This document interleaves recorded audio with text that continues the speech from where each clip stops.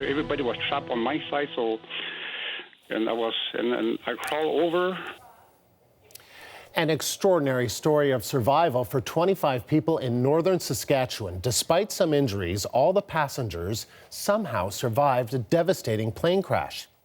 Transportation Safety Board investigators are expected to arrive on the scene today. One of those survivors is Timothy Fern. He's 16 years old and he was on that plane, and he joins me now from Fond-du-Lac. So first of all, Tim, how are you doing? I'm doing good. I'm doing fine, thank you. I'm glad to see that. And I can see you've got a scratch on your face, though. That was from the crash, right? Yes. So can you tell me what happened? Okay. When we took off, everything just seemed fine. Nothing, no worries, just we took off. Then when we first took off, that was the highest we reached. And I kept looking out the window.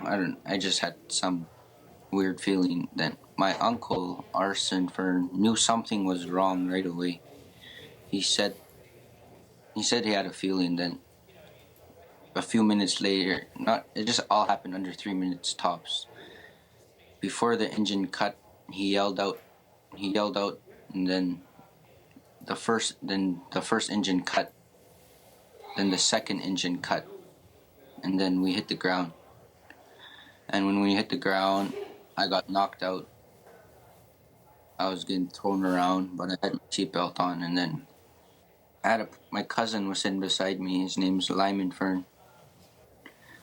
And when he was sitting beside me, when I woke up upside down, and I noticed that his seat was gone and he wasn't beside me.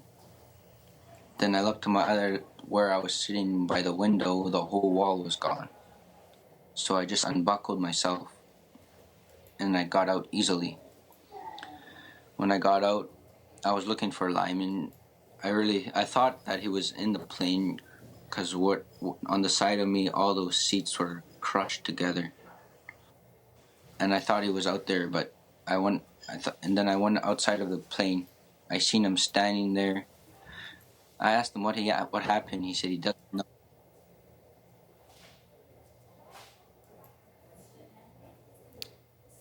Okay. And then I asked him what happened. He said he didn't know. He just woke up on the ground. Then I told him he flew out of the plane because his seat was gone. He wasn't there. His belt snapped. And then after I got to him, I turned around and I noticed a lady was there hanging off of the plane, covered in blood. I could not see her face or whatsoever. All I seen was blood. And it was already dark. It was dark and I could barely see already. And then I got to help her. I took her down. We got on her phone. We called the cops on her phone, but they didn't answer. So no one answered, so I just thought I had to go get help. So I just decided to leave. I didn't know where to go, so I looked up and I followed the moonlight. And when I left, I got out. We start walking. Lyman went with me. I told him to come with me. He was freaking out. He was panicking so much, and then I kept calming him down. I had to keep him calm. Soon enough, I calmed him down, and I told him that we're going to have to walk. And then he agreed with me, so we walked for about 20 minutes. We didn't know where we were going. I just knew to keep moving because I knew we weren't far from out of town.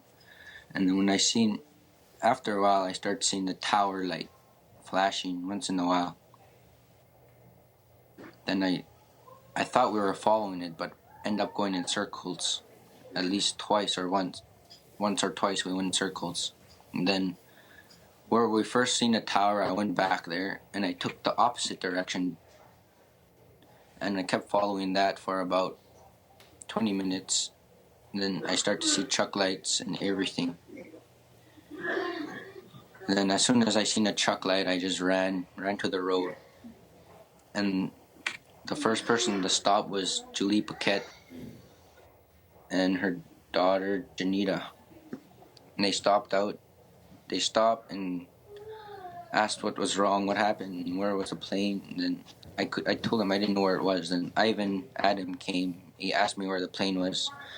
I told him I didn't know. I just told him to follow my footprints because that's all I knew. I just kept moving forward. I didn't look back. I just kept going and kept going. Then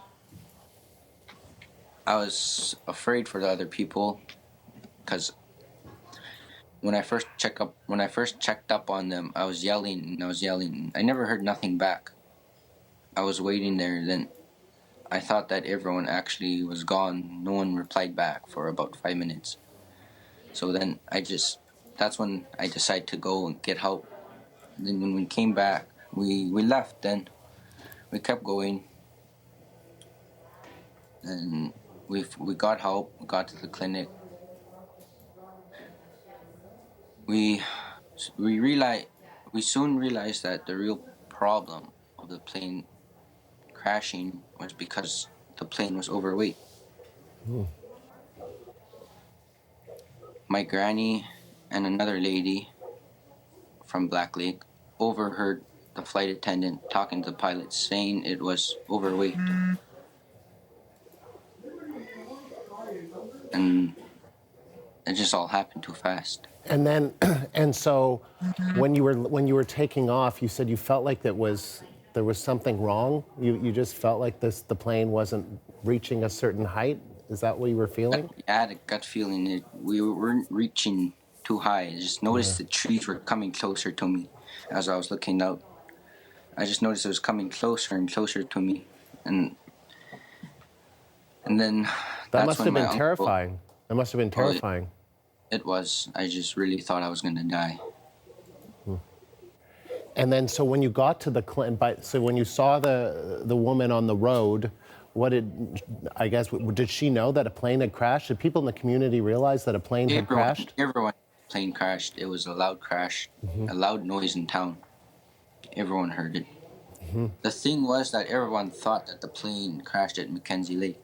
So everyone was just driving to Mackenzie Lake, passing by where we were. But as soon as when I got onto the road, and that's when they found us, and they came back because they knew where we were. And then I didn't go to the clinic right away.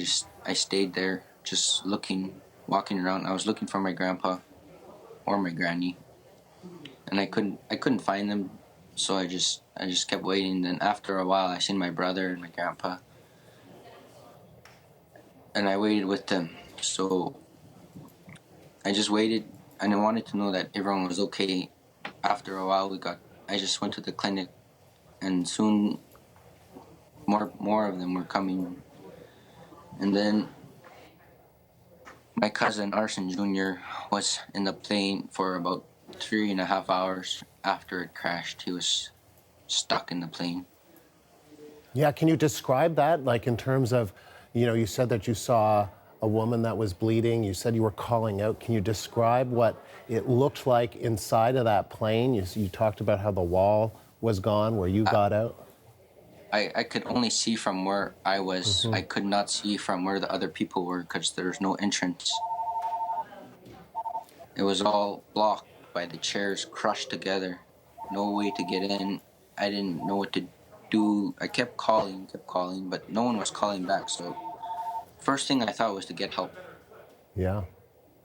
And so you were able to get out. You were able to get out because the wall was gone in the aisle where you were. That's how you were able to get out of the plane? Yeah. Wow. And so what were you thinking when you were walking and trying to find help? I didn't panic. I didn't feel pain. I didn't feel nothing. I was in shock. I just kept going forward. I wanted to get out. That's it. I just wanted to go home. And I mean, you talk about how one of your cousins was on that plane, an uncle. You probably knew a lot of people on that plane, right? I knew a lot of people, yes. And were you fearful for them? Yes, I was. They were the ones that were in the back, and that was where they were stuck in. But they got out after a while my Abba, my grandpa, Willie John, a guy named Kerry McCurdy, and Arson Fern opened the emergency door, I believe. And so there were 'Cause people that were helping, people from the community obviously found the plane and they were just helping get people out that were stuck, that were pinched in? Yeah.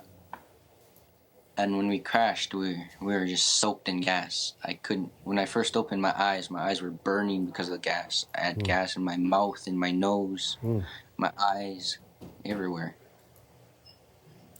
What do you think that, I mean, I know there are some people that have suffered some serious injuries, but that so far, everybody has survived this plane crash. What do you think of that?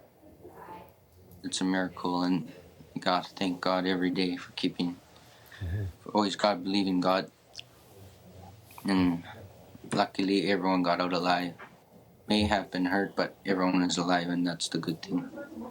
And Timothy, I'm glad you're okay, and that, you know, it looks like all you've got is that scrape on your face, and that's Just nothing. a few bumps and bruises, that's about it. A few bumps and bruises.